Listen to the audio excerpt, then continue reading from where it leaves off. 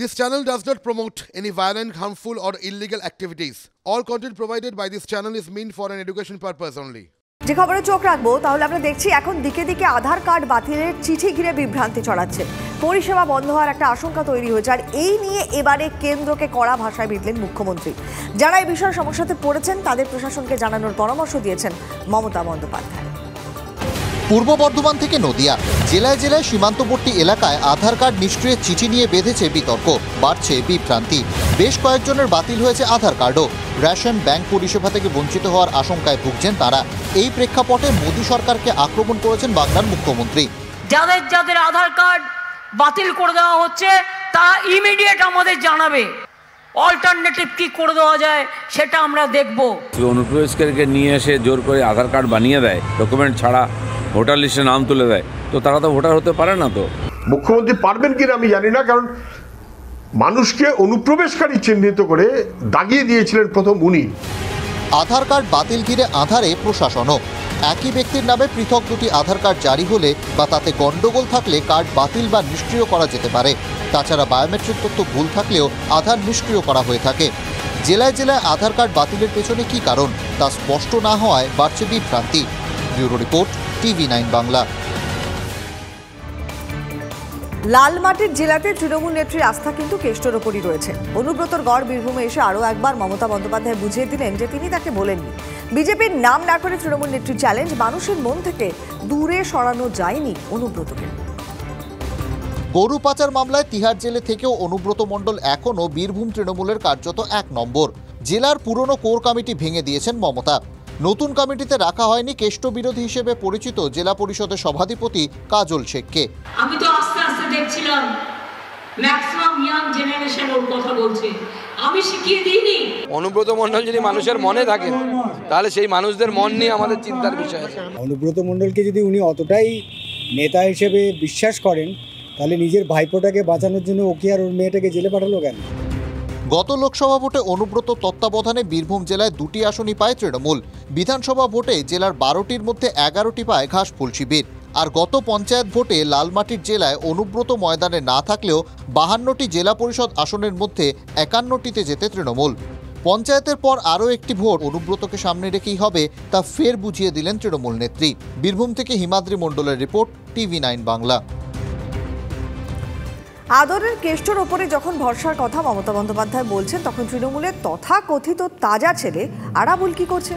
আরাবুলকে ছাড়া কিভাবে ভাঙড়ে তৃণমূল নামবে? তৃণমূল নেতাকে নিয়ে ভাঙড়ের নানান মত শাসকের অন্দরে। ভোটের মুখে তৃণমূলের তথাকথিত তাজা নেতার গ্রেপ্তারি নিয়ে ভাঙড়ের আনাচে কানাচে নানা মত। জেলবন্দি তৃণমূল নেতার অনুগামীরা দাবি করছেন ফাঁসানো হয়েছে আরাবুলকে। আবার তৃণমূলের একাংশ বুঝিয়ে দিয়েছে আরাবুলকে ছাড়াই বড় লিড আসবে ভাঙড় থেকে। বিরোধীদের দাবি, ভাঙড়ের রাজনীতিতে তৃণমূলের সঙ্গে সমর্থক গোষ্ঠীদ্বন্দ্ব। শওকত মোল্লাকে পর্যবেক্ষকের দায়িত্ব দেওয়ার পর থেকে ভাঙড়ে ক্রমশ গুরুত্ব কমছে আরাবুলের। আরাবুলের গ্রেপ্তারি নিয়ে কৌশলী অবস্থান নিয়েছে তৃণমূল। আমাদের ব্লক প্রেসিডেন্ট অ্যারেস্ট হয়ে গেছে, এমনকি আরাবুল ভাঙড়ে ও তো আমাদের কর্মী, ও তো অ্যারেস্ট হয়ে আছে। আইনের পথে চলবে, আমরাও নিশ্চিতভাবে তার কিভাবে বেল হয় সেটাও আমরা চেষ্টা করব। এখন বাইরের থেকে দল পরিচালনা করা হবে, একেবারে ডাইরেক্ট পিসি টু ভাইপো টু সরকার। 2006 থেকে ধরলে 6 বার গ্রেপ্তার হওয়া তাজা নেতা আরাবুলের অনুপস্থিতিতে ভাঙড়ে কি ফল করে শাসক দল তা নিয়ে জল্পনা ভাঙড় জুড়ে। সত্যজিৎ মণ্ডলের রিপোর্ট, TV9 বাংলা। ভোটের আগে রাজনৈতিক উত্তাপ নন্দীগ্রামে। আবার তৃণমূল বিজেপি অশান্তি, বচসা, তারপরে হাতাহাতির পরিস্থিতি। মোহাম্মদপুর এবং ডিজামতলাতে তৃণমূলের প্রচার পর্বের গাড়ি আটকানোকে কেন্দ্র করে গন্ডগোল। তৃণমূল ব্লক সভাপতির সঙ্গে তর্কাতর্কি বেঁধে যায় বিজেপি নেতাদের। তৃণমূলের ব্লক সভাপতির সঙ্গে তুমুল বচসা বিজেপি নেতাদের। লোকসভা ভোটের আগে উত্তেজনা বিরোধী দলনেতার কেন্দ্রে। রবিবার নন্দীগ্রামের মোহাম্মদপুর গ্রাম পঞ্চায়েত এলাকায় 100 দিনের প্রকল্পে কেন্দ্রীয় বঞ্চনার অভিযোগে প্রচার করছিল তৃণমূল কংগ্রেস। মিথ্যা প্রচার করছে শাসক দল, এই অভিযোগে শাসক দলের গাড়ি আটকান বিজেপির নেতারা। ঘটনাস্থলে নন্দীগ্রাম 1 ব্লকের তৃণমূল সভাপতি বাপ্পাদিত্য গড় গেলে বিজেপি নেতাদের সঙ্গে শুরু হয়ে যায় বাদানুবাদ। হাতাহাতির পরিস্থিতি তৈরি হয়। এই বাংলার 100 দিনের কাজ করে থাকা সাধারণ প্রান্তিক মানুষ অর্থনৈতিকভাবে বঞ্চিত হবে, রাজনৈতিক দেউলিয়াপনা হয়ে রাজনৈতিক অস্তিত্বহীনতায় ভুগছে যারা, তারাই আজকে এরকম অশান্তি অপাকানোর চেষ্টা করছে। প্রাপ্য টাকা পাওয়ার জন্য যদি কোনো ব্যবস্থা নেওয়া হয় সেটা করা হোক। এর দল কি পুরো তো ভাঙতা দিচ্ছে, দলীয়গতভাবে এই টাকা দেওয়া হয়, পুরো মানুষকে বিভ্রান্তি করার চেষ্টা করছে। ভোট যত এগোচ্ছে ততই নন্দীগ্রামে বাড়ছে আকচি। এদিন তৃণমূলের প্রচার পর্ব ঘিরে পারদ চড়ল। পূর্ব মেদিনীপুর থেকে কনিষ্ক মাইতির রিপোর্ট, TV9 বাংলা। অধীরের গড়ে হাত ছেড়ে তৃণমূলে যোগদান, আরও এক গ্রাম পঞ্চায়েত হাতছাড়া হয়ে গেল কংগ্রেসের। মুর্শিদাবাদে কংগ্রেসকে মুছে দেওয়ার হুঁশিয়ারি দিয়ে বিতর্কে এই মুহূর্তে বিধায়ক হুমায়ুন কবির। অধীর চৌধুরীকে এবার আমরা 2024 সালে আর পার্লামেন্টে পা দিতে দেব না, আর নির্বাচিত হতে দেব না। লোকসভা ভোটের আগে তৃণমূল বিধায়কের হুঙ্কার, অধীরের গড় মুর্শিদাবাদ থেকে সম্পূর্ণ নাম মুছে যাবে কংগ্রেসের। কংগ্রেস সিপিএম দুই শিবির ছেড়ে তৃণমূলে যোগদান করলেন ভরতপুর গ্রাম পঞ্চায়েতের প্রধান সহ বিরোধী শিবিরে 2 জন করে পঞ্চায়েত সদস্য। ভরতপুর গ্রাম পঞ্চায়েত হাতছাড়া হতেই শক্তি বৃদ্ধি হল তৃণমূলের। কংগ্রেসের ঘর ভাঙতেই নিজের বিধায়ক তহবিল থেকে 30 লক্ষ টাকা ব্যয় করার ঘোষণা ভরতপুরের বিধায়কের। 24 বছর ধরে এমপি আছে, কোন উন্নয়নটা হয়েছে? দীর্ঘদিন ধরে এই লোহাদা ঘাটের ব্রিজের কথা বলে এসছে, টিয়া ঘাটের ব্রিজের কথা বলে এসছে, বেলডাঙ্গাতে রেলের জাম হয় বলে আন্ডারপাস করার জন্য ঘোষণা করেছিল। আজ পর্যন্ত কোনো কাজই অধীর চৌধুরীর কথা মতো হয়নি।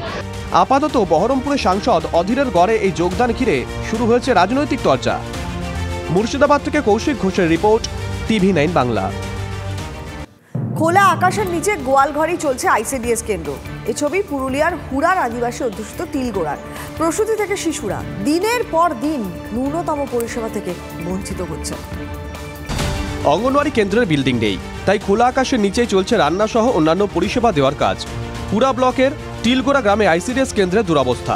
গ্রামবাসীদের অভিযোগ, জমি দেওয়া হয়েছিল কিন্তু বিল্ডিং হয়নি। অঙ্গনওয়াড়ি কর্মীর দাবি, ঊর্ধ্বতন কর্তৃপক্ষকে জানানো হয়েছে গোটা বিষয়টি, কিন্তু লাভ হয়নি। প্রান্তিক আদিবাসী অধ্যুষিত গ্রামে শিশু থেকে গর্ভবতী মা ও প্রসূতিদের বঞ্চিত করার অভিযোগ উঠছে। সব দিনই এরকম, আমাদের সব সময়, মানে সব দিন, গ্রীষ্ম বর্ষা সব দিনেই আমাদের কষ্ট। পড়াশোনা হয় তো এখানে তো সব সময় ওকে দেখবে, ইয়াকে দেখবে, বসবে না, পড়বে না, কিছু না। বিজেপির কটাক্ষ, তৃণমূলের দ্বারা উন্নয়ন সম্ভব নয়। তৃণমূলের পাল্টা দাবি, দ্রুত সমস্যার সমাধান হবে। এখানে উন্নয়ন বলতে কিছু হয়নি, তৃণমূল নেতাদের উন্নয়ন হয়েছে। তো আগামী দিনে এই সমস্যাগুলি সমাধান করার আমাদের সরকারি আধিকারিকরা, বিডিও সহ আমরা যারা আছি, আমরা ওদেরকে সহযোগিতা করছি। সেন্টারে বাচ্চাদের পাঠাতে ভয় পাচ্ছেন অভিভাবকরা, সব জেনেও যেন উদাসীন প্রশাসন। Bureau report, TV9 Bangla. তুফানগঞ্জে তৃণমূলের সহায়তা কেন্দ্রে অশান্তি বেঁধেছে। বেআইনিভাবে জমায়েতের অভিযোগ তুলে ক্যাম্প বন্ধ করে দিল বিজেপি। শিবির বন্ধ নিয়ে দুপক্ষের তুমুল বচসা। 100 দিনের টাকা দেবে রাজ্য। ভুয়ো জব কার্ড ঠেকাতে জেলায় জেলায় সহায়তা কেন্দ্র তৃণমূলের। সেখানে চলছে নাম নথিভুক্তকরণ। তুফানগঞ্জে সেই সহায়তা কেন্দ্রেই ধুন্ধুমার। বিজেপির বিরুদ্ধে কেন্দ্র তুলে দেওয়ার অভিযোগ তৃণমূলের। রবিবার সকালে আন্দোরান ফুলবাড়ি 1 গ্রাম পঞ্চায়েতের জমের ডাঙ্গা প্রাইমারি স্কুলের মাঠে ক্যাম্প বসে। বিজেপির অভিযোগ, অনুমতি ছাড়াই একটি স্কুলে ক্যাম্প করছিল তৃণমূল। মাইকিং করে লোক জড়ো করছিল। স্কুলের কোনো পারমিশন নেই, কোনো ইন্টিমেশন নেই, তারা তাদের মতো করে রাজনীতি করছে।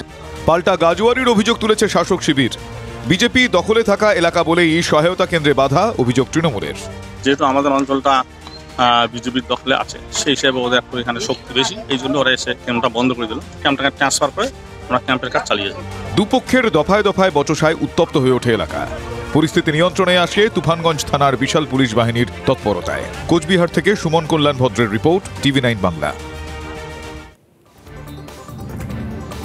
সাধারণ মানুষের কথা ভেবে দুয়ারে রেশন প্রকল্প চালু করেছিল রাজ্য সরকার, কিন্তু রেশনের সেই চালে মিলেছে পোকা, নোংরার সঙ্গে দুর্গন্ধ। রেশন ডিলারের বিরুদ্ধে বিক্ষোভ গ্রাহকদের। রেশনে কারচুপি ও নিম্নমানের সামগ্রী দেওয়ার অভিযোগ। ঘটনায় চাঞ্চল্য মালদহের মানিকচক ব্লকের জালালপুর এলাকায়। দুয়ারে রেশনের চালে পোকা, নোংরা থাকার অভিযোগ। রেশন ডিলার নির্মল কুমার সিংহের বিরুদ্ধে বিক্ষোভ গ্রাহকদের। এইগুলো চাল হচ্ছে ছাতনা পড়া চাল এবং ইঁদুরের ময়লা আছে এই চালের মধ্যে, তাহলে এই চাল আমরা খাবো কি করে?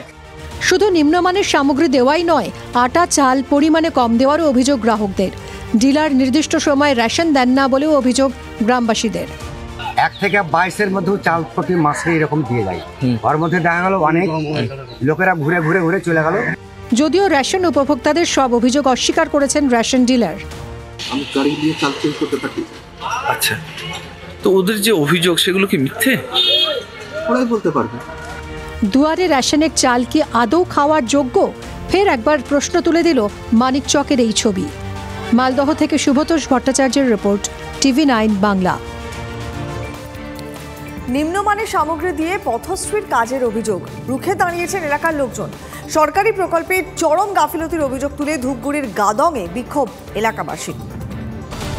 কোটি টাকা ব্যয় পথশ্রী রাস্তা তৈরিতে চরম দুর্নীতি। সাহেবটারি এলাকায় প্রকল্পের আওতায় 3 কিলোমিটার রাস্তা তৈরির জন্য বরাদ্দ প্রায় 1,36,02,094 টাকা। গ্রামবাসীর অভিযোগ, মুনাফা লুটতে রাস্তা তৈরিতে নিম্নমানের সামগ্রী ব্যবহার করেছে ঠিকাদার। শাসক দলের নেতাদের কাজ মানিয়ে দিলে নাকি সব দোষ মাপ। নিয়ম বহির্ভূত কাজে সাহস পেয়ে যাচ্ছেন ঠিকাদাররা। পাইলিং এর কাজ থেকে রাস্তার লেয়ারিং সবেতেই কারচুপির অভিযোগ। ঠিকাদার সংস্থার কর্মীদের ঘিরে বিক্ষোভ। এটা দেখো, এখানে কাটমানির একটা ব্যাপার আছে। কাটমানি খাচ্ছে এখানকার নেতা, ঠিক আছে? এখানকার পঞ্চায়েত তার সঙ্গে জড়িত আছে, ঠিক আছে? পঞ্চায়েতের মদতেই এইরকম রাস্তার কাজ হচ্ছে। এখানে সরকারের টাকা অপচয় হয়ে যাচ্ছে, অর্ধেক টাকারও বেশি হাওয়া হয়ে যাচ্ছে। দেখাশোনার দায়িত্ব দিচ্ছে, কাজ কি সঠিকভাবে হচ্ছে আপনার মনে হয়? আমার তো মনে হয়, যেটা আমি পিচ করে আসলাম ওদিকে 7 কিলোমিটার, আমার তো মনে ঠিকই করছি। 3 কিলোমিটার রাস্তার কথা বলে, ওই রাস্তা আমি এখন তো পিচ শুরু করি নাই।